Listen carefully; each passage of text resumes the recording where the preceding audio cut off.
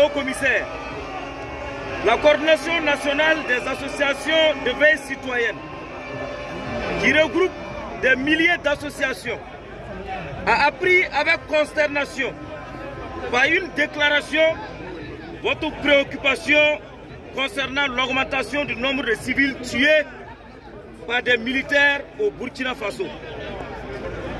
Monsieur le haut-commissaire, pour rappel, le Burkina Faso, membre de l'ONU, fait face à une guerre qui lui a été imposée depuis plus de 8 ans par des terroristes soutenus par des puissances extérieures. Durant cette longue traversée du désert, le peuple burkinabé a attendu anxieusement la main secourable de cette grande organisation de défense des droits des peuples qu'est l'ONU. Mais l'attente fut vaine. C'est donc avec surprise et indignation que nous apprenons ces accusations formulées par l'Organisation des Nations Unies à l'encontre de nos vaillants soldats burkinabés, les accusant de massacrer des civils. Ces allégations gravissimes sont non seulement injustes, mais aussi profondément blessantes pour ceux qui risquent leur vie quotidiennement pour protéger leur population. Monsieur le haut-commissaire, notre armée est composée de soldats consciencieux qui ont démontré leur professionnalisme dans plusieurs missions onusiennes à travers le monde.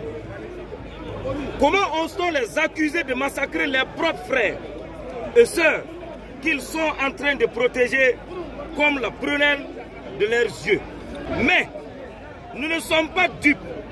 Un proverbe de chez nous dit que quand on veut abattre son chat, on lui colle toujours les plumes à la gueule.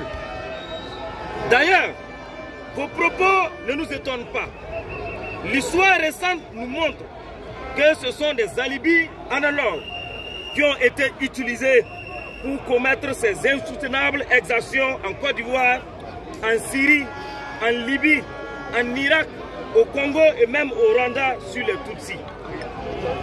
Monsieur le haut-commissaire, cette exploitation éhontée et criminelle de la question des droits de l'homme n'honore nullement l'ONU, notre organisation commune.